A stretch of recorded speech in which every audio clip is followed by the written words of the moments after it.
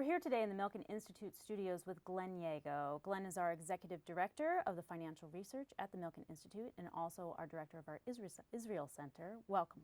Thanks.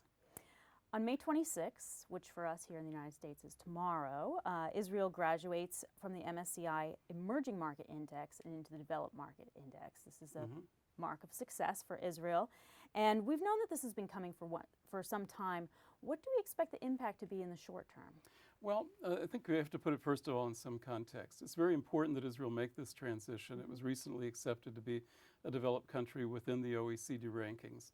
The graduation within the Morgan Stanley Country Index comes after its graduation over a year ago in the Financial Times Stock Index.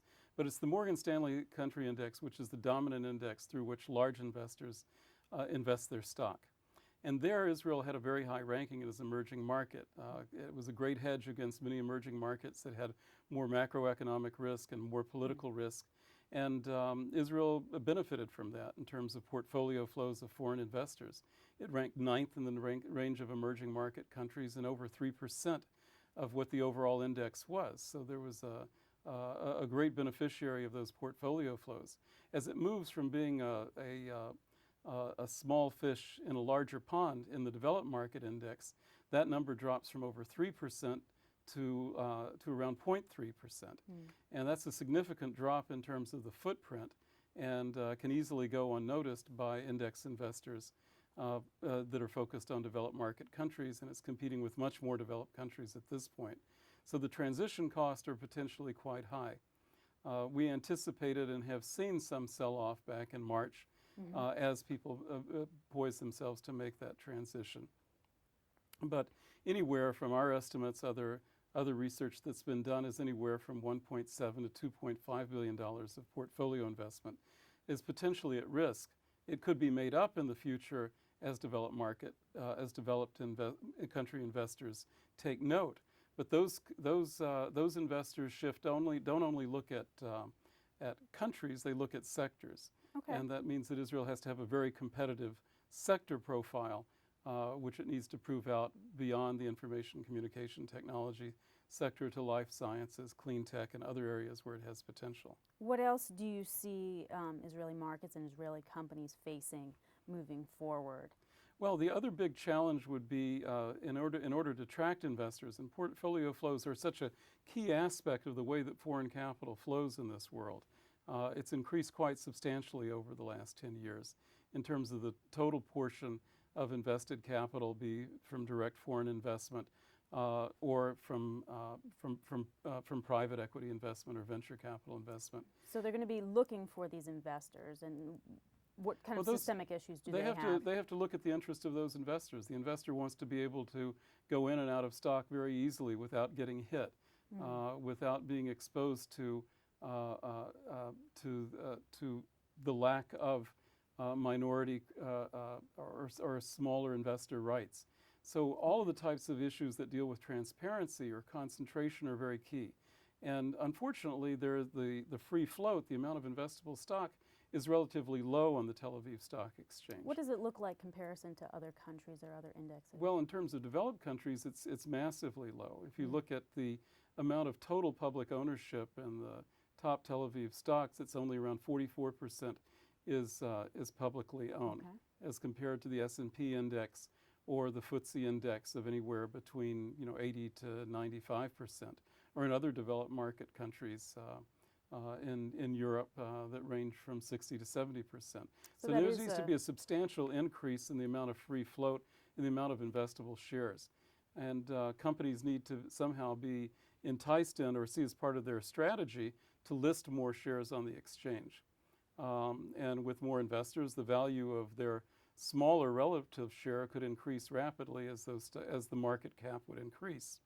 And the other potential would be to have remaining government-owned corporations be privatized through the exchange, or new joint ventures, or new indexes, or new types of alternative investments, whether they be unit investment trusts or ETFs or exchange-traded funds and the like. All of those could be new product ways in which the market could become more liquid. And what about the current foreign concentration? Their investors come from only a few areas. Can you talk a little bit about that? Well, again, that represents itself or manifests itself in really two ways. One is there's a high geographic concentration. Over 60% of the foreign investors come from the United States, Okay. and about another 18% from Great Britain. So that's a high concentration dependence on those countries that are having financial problems. But there's a huge pool of other investors out there in the global economy. A lot of In terms opportunity. You're right, a lot of opportunity from new sovereign wealth funds or countries that are coming online that have high net worth investors that need to become attracted to that market as well, or see that market as a source of potential partnerships. And how is the information getting out to these investors? Is it good information? Is it traveling well? Is it digestible? That's another, well, on one level, on the regulatory framework, the securities laws in Israel are quite strong and quite focused on disclosure. However, there's a lot of ways of overcoming additional information asymmetries, as we call them, sure. or information gaps between buyers and sellers here. That would be to make sure that all of the financial reports are published immediately in English. Some companies in their investor relations are moving towards that standard. To make sure that there is, again, more information about the countries that are not invested in. The other source of concentration lies in the fact that if you took the top 10 companies in the Tel Aviv Stock Exchange, they represent 93% of the foreign investment in the Tel Aviv Stock Exchange. So there's another 590 companies to be looked at on that exchange, and that could be also targets for foreign capital flows. And what about the current global economic situation that all of the investors are facing right now? How will this global market activity impact how investors may approach Israel?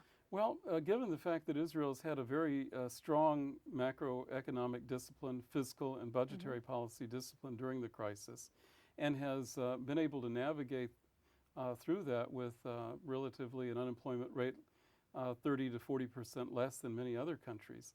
Israel's in a strong macroeconomic position in terms of its fundamentals to attract investments. So the situation could be negative from the export side for those companies, but positive in the aspect that Israel's a relatively safe harbor in terms of the performance of the companies. And how about compared to perhaps investors that are currently looking at Europe? They may see additional risk there that they don't want to look at. Perhaps Israel is a... It would be a way to hedge that. Sure. Absolutely. Well, much more information I know is in the report that we put out last November, and it's still available. It's Israel and the Global Equity Market. It's available at www.milkeninstitute.org. Thank you for coming in today. Thank you, Jennifer.